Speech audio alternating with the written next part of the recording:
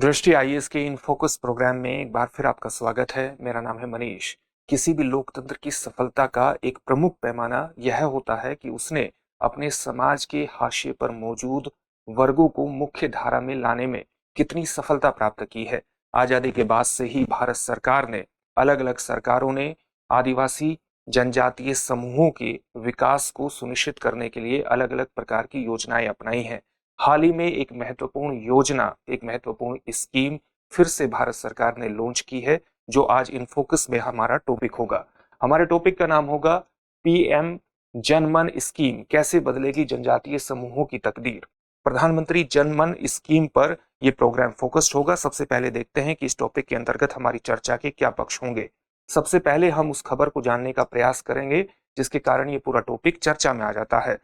इसके बाद हम देखेंगे कि वस्तुतः जिस के लिए, यानी जिस वर्ग के लिए, जिस पिछड़े वर्ग के लिए, पिछड़े जनजातीय वर्ग के लिए, जिसको हम विशेष रूप से सुभेद आदिवासी समूह कहते हैं, पीवीटीजी समूह कहते हैं, उसकी परिभाषा क्या है। दरअसल उसमें कौन कौन से वर्ग आते हैं जनजातीय समूहों के।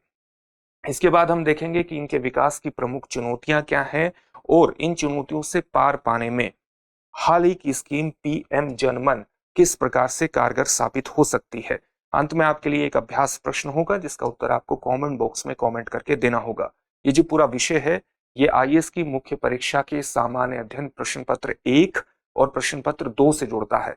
प्रश्न पत्र 1 के भारतीय समाज जैसे खंडों से ये जुड़ेगा और प्रश्न पत्र 2 के सामाजिक न्याय जैसे खंडों से जोड़ करके आप इसे देख सकते हैं।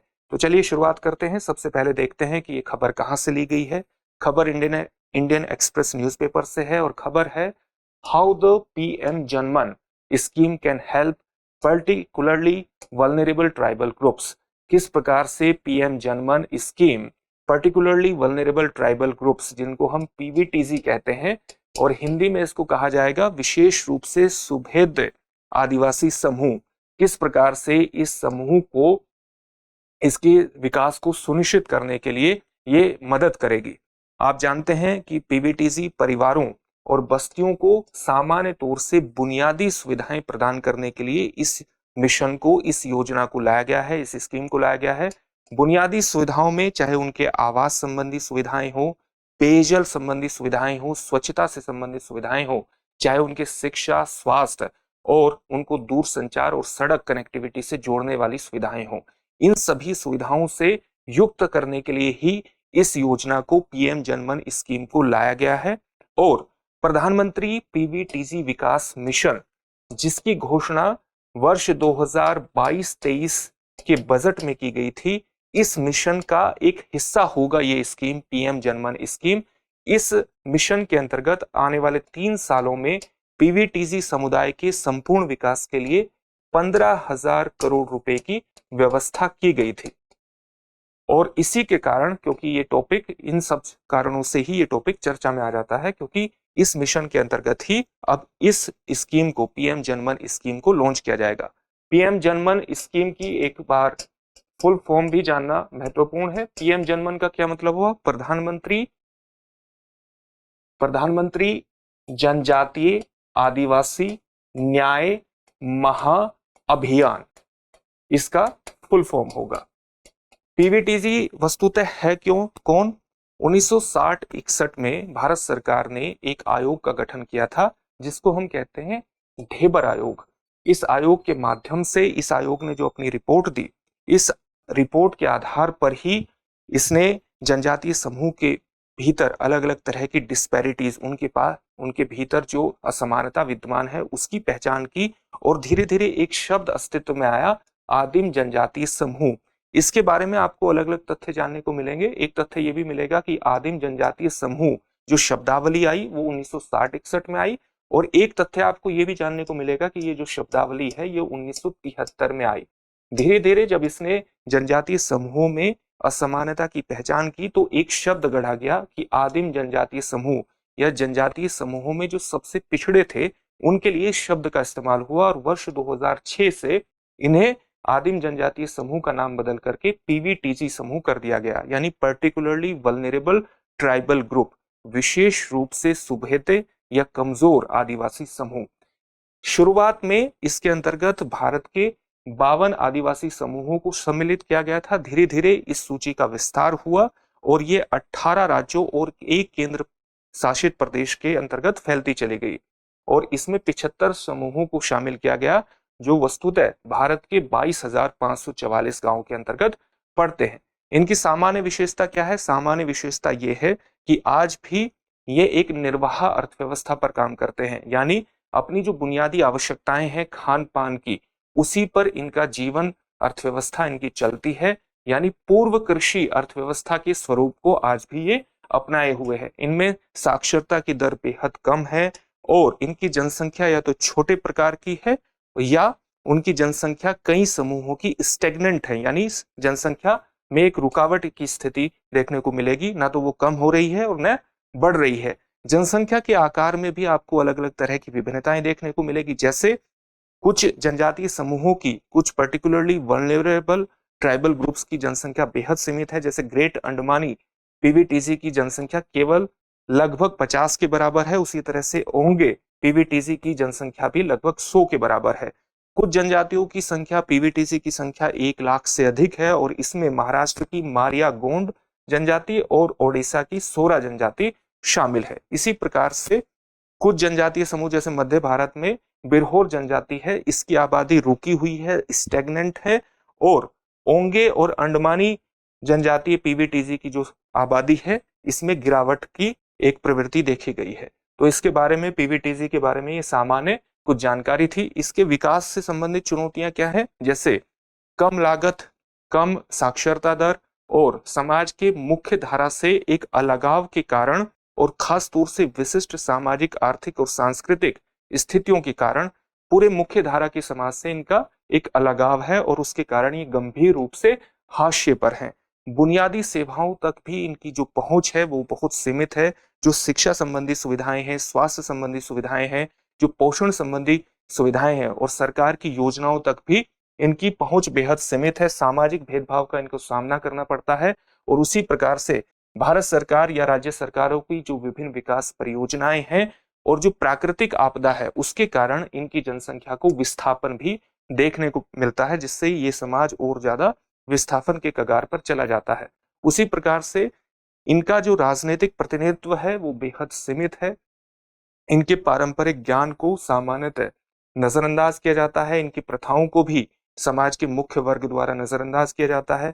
पिछड़ेपन के बारे में इनके जो पिछड़ेपन के बारे में है, समाज के मुख्य वर्ग द्वारा अलग अलग तरह की रूढ़िवादिता प्रचलित है, अलग अलग तरह की रूढ़ियां प्रचलित हैं, जिससे इनके पारंपरिक व्यवसायों को भी खतरा पैदा हो जाता है। पारंपरिक व्यवसायों को खतरा कैसे पैदा हो जाता है कि जो गैर लकड़ी उत्पाद हैं उनको बाजार में किस तरह से बेचना है, किस प्रकार से अपना मार्केट बनाना है, इसकी जानकारी इनको नहीं है। इसमें कम साक्षरता का भी प्रभाव है, यानी इनमें ज्ञान की उस तरह से बाजारी ज्ञान की कमी है और पारंपरिक आजीविका और संसाधन अधिकारों के लिए भी इनको संघर्ष करना पड़ता है। अभी आपको बताया कि किस प्रकार से अलग अलग विकास परियोजनाओं का भी नकारात्मक प्रभाव इन पर पड़ता है। बिचौलियों द्वारा इनका शोषण भी एक महत्वपूर्ण कारण है, जिससे इनके पारंपरिक व्यवसायों को खतरा होता है। तो ये इनके विकास की सामान्य चुनौतियां हैं।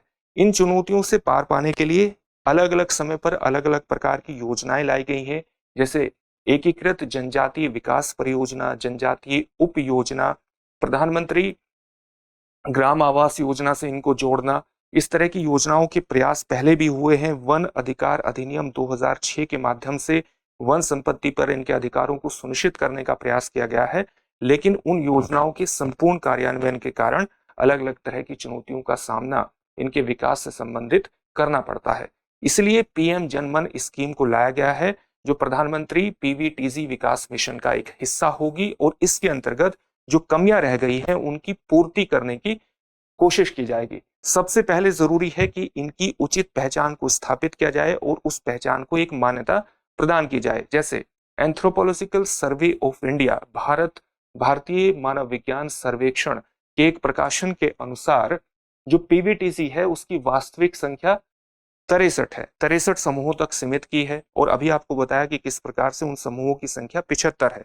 इसका मतलब यह है कि कई राज्य ऐसे हैं, कई राज्यों में स्थितियां ऐसी बनी है कि जो समुदाय, जनजातीय समुदाय पीवीटीजी के अंतर्गत आने चाहिए वो उसकी लिस्ट से बाहर है और कई जगह लिस्ट में दोहराव की समस्या देखी गई है, जिससे एक भ्रम पैदा होता है और इस भ्रम को दूर करने के लिए जरूरी है कि इनका बेहतर तरीके से सर्वेक्षण किया जाए। इस तरह की समस्याओं को अलग अलग तरह की रिपोर्ट में भी प्रदर्शित किया गया है, जैसे डॉक्टर एच पांडा की एक रिपोर्ट है 2014 की, और उसी तरह से वर्जीनियस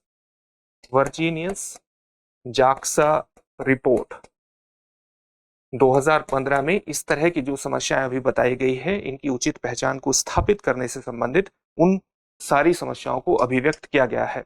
सामान्यतः जो इन बेसलाइन सर्वेक्षण है उसके अंतर्गत केवल 40 पीवीटीसी समूहों को ही शामिल किया जाता है, तो इसलिए इनकी उचित पहचान और मान्यता को स्थापित किया जाना चाहिए और तभी सारी विकास योजनाओं को इन तक पहुंचाया जा सकता है।